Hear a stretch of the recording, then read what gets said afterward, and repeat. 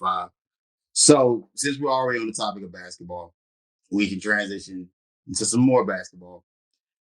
Caitlin Clark did not make the 2024 U.S. Olympic team. This has sparked quite the controversy amongst basketball fans, her fan base especially, citing that they feel like she deserved to be on the team. I don't know if deserved is the right word. They thought she should have been on the team. So I mean, where I'm at with it is simply the best girl should go. I wasn't necessarily surprised that she didn't make the roster. I get where everybody's points are coming from, but how do you guys feel? Uh, that's a tough one, man. Well, actually, it's not. I just feel like it's like we said in the pre-show. uh, the new fans and new media just wants it for her. They want it. It's a marketing thing. Like she's coming in and she's marketing. She's been a great profit for the WNBA. But and I think Diana Taurasi said it best. She said that it's not about picking the best players. It's about assembling the best team. And I think right now it's just not her time. It's just not her time. Like she's just not cracking the WNBA. This is her first year. We still haven't really seen a glimpse of her yet. She's had like sparks. She's had a couple 30-point games, but like she's just not consistent yet. I don't think she's ready for that next stage. In terms of Olympic play, because though that stuff that's tough. That's tough. Even though the women's, they've been dominant for years and years in the Olympics. I don't think it's her time. Now, it would have been good from a player aspect if she would have went in and learned a lot from like Diana Taurasi and Chelsea Gray and Asia Wilson, some of those girls that's on that squad. But I go back and I said in the pre-show as well, like it's just it doesn't sit right with me because with the publicity thing with her. Well, Maya Moore was one of the best, women's college basketball players. Brianna Stewart was, Angel Wilson was, and it's just like none of those girls got that publicity. None of those girls got that, recognition the way Caitlin Clark. So I feel like everything should be given to her. Like from people saying that they hating on her for her not being on the Olympic team. Like y'all have to realize, like y'all are so big on participation points, but y'all want all those participation points to go to her because it's Clayton Clark. Like nah, like it's just not her time. Ace, how you feeling, man? Yeah, it's simple. Like what D said, it's just not a time just yet. She's just getting her foot in through the door in the WNBA. I just feel like she just need to be experienced first. So it just you got to put the best woman up. You know what I'm saying? And Yeah. I get she was flashy in Iowa and stuff, but we're not seeing Iowa Caitlin Clark in the WNBA just yet. I think that she's gonna get there. She's gonna get there. It's just the game, the scheme, and that her coach is trying to do versus what they doing at Iowa. I feel like it's just give Caitlin the ball, everybody else get the hell out the way. You know what I'm saying? So it's just two different things going on right now for the WNBA and versus her going in the Olympics. It,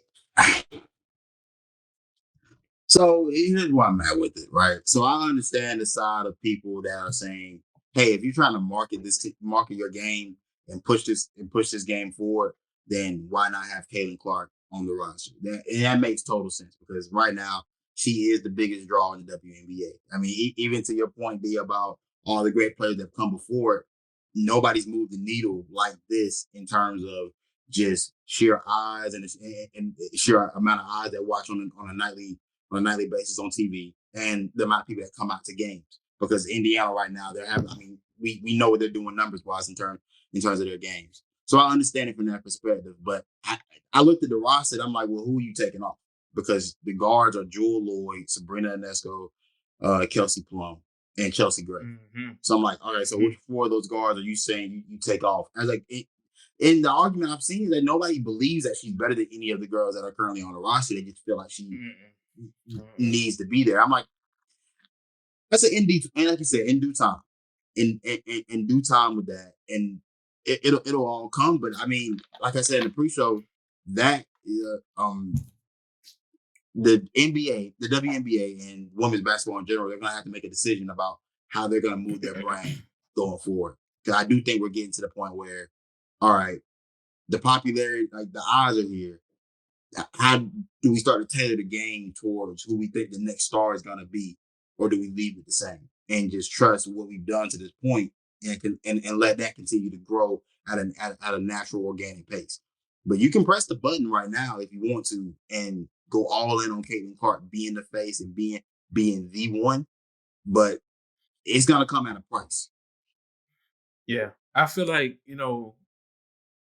so many people, especially in this time, so many people are comparing this to the NBA in the 80s and early 90s, with Jordan, Magic, and Bird, and and it could be, what I'm saying. But I feel like the WNBA, they don't want to take that risk. And don't get me wrong, like the Olympics is pretty much what started the WNBA in the first place. So I kind of get it from that aspect, but the consistency of this team in years past in the Olympics, and I'm not saying if she was on the team, she would alter it, but you have to have the best team assembled. And I just felt like the committee just said, okay, this is our squad. This is what we're gonna run with. No offense to Caitlin Clark. Now, if it motivates her to be the best player in years to come, by all means, it is what it is. But I just feel like fans, they shouldn't take it personal. Like, y'all have to understand, like, nothing's gonna be given to her. She has to earn it the same way she earned it in Iowa. And it's just that. You just gotta let the rest. You just gotta keep playing, keep doing your thing. In due time. In due time. Yeah, and personally, I feel like when we talk about face of the WNBA, I feel like just Asia. And even a part of me feel Mm-hmm. like even when Caitlin Clark gets experience and gets, what I'm saying, gets the WNBA speed down pat, I feel like it's still gonna be Asia. Asia is balling. The rest of the team letting her down right now though. But Asia's doing the But damn thing. yeah. And They hurt though. I ain't gonna lie, they hurt. back in the pre-show, you said something, Ace. I don't believe that the WNBA and women's basketball in general is doing a good job of using the eyes that Caitlin Clark has brought to shine light on other players. Like I think that we're just not seeing Asia start to pick up steam in terms of like just normal social media people that just wouldn't have paid attention to this last year. They're starting to see like, this girl is killing. But also she's a 2-time MVP. Like it's crazy to think that a 2-time MVP, a 2-time champion, is just now getting the love, like the national attention, and it's not even national because I still haven't seen Nike.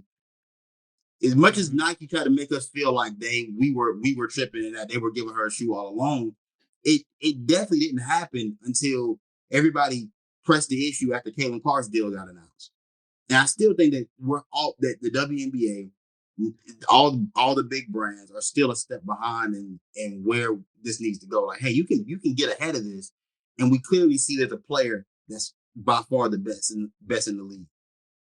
Why not press the button? And people will keep yelling marketing. I know Stephen A. and Shannon yelled this over the airways throughout the week. The thing about marketing is that don't let these people fool you. They can press the button on anybody they want to press the button for. And there's a red button. There's a red button that exists for everybody, and it has to match up. Like obviously, you have to be talented. You have to actually have something of substance for us to push. But that's clearly already there. That's already existed in the past 3-4 seasons. You just have not decided that we're going to truly invest in making this the next big thing. But they can absolutely push the button and allow for the floodgates to open in terms of marketing, in terms of commercials, in terms of however you see fit. Like you can make whoever you want to make the person. I think this is the right time to do it when you already have one that's already gaining that attention organically in Caitlin Clark. You already have that going. It's probably time to start pushing the other, like the girl that have been carrying this league for the last 4 or 5 years, push them to the forefront as well, like a Rike in Dallas. That's your best Yeah, guard you have in definitely. the Yeah. game, but we don't hear Mm-hmm. about her on a night in night out basis unless you're just tapped into her games. And I think that's the problem too. It's too many girls that I'm watching that are performing, that have been performing, that still people don't know about, and that's a shame considering that you Yeah. finally do have the eyes on the game. I feel like, for me, and I agree with everything what you said, because you can't put all your eggs in one basket, because if this person's gonna be the center of your league, you know, and they don't do well, then what's next? What are you gonna do now? And the livelihood in the WNBA isn't the longevity of the NBA, I should say, isn't that long. You know what I'm saying? There are first round picks who were picked this year who got cut. So I mean, it is very, it's a risky thing to do because, like you said, like Anike in Dallas, in Asia, and Sabrina and Brianna Stewart doing her thing. Like you got two of the best players on the same team in Sabrina Ionescu and Brianna Stewart, and it's really nothing there. So I mean, I feel like just yeah, I get it. Like she's coming in, and from a marketing standpoint, yes, have eyes on her, but don't put all your eggs in one basket because at the end of the day, we can't predict the future with her. We just can't. Because what if she doesn't become Iowa Caitlin Clark? What if she's just an average player in the WNBA? And then you have and everyone else is getting older. We don't know how much longer Asia Wilson is going to be in the league. We don't know how much longer Brianna Stewart or anybody. But the good thing about it, there's new talent coming in. You got Juju coming in a couple of years. Paige is coming in next year. So I mean, there's talent that's coming in. So it's just like you just can't because who's to say they might come in and they might be more of an impact than her. So I mean, like it's just I feel like you should just keep it on a balanced level because you just can't predict the future with this situation. I mean, that's pretty much that on that, man. I mean, it's definitely a unique situation because we are watching the league in real time try to establish itself into the mainstream sports audience, and I think this is unique because this is our first time ever seeing the league have to do that. We watched the NFL be the NFL from the time we were able to watch football. The NBA was always the NBA. The MLB was always MLB. This is the first time we're watching a league try to truly break through and establish itself because I mean, even the MLS hasn't truly they're trying it, but we still haven't even seen them be able to do it successfully. At least not America yet. So we're watching a league try to establish itself in what's going to be the hardest country to try to establish itself in, which is the United States of America.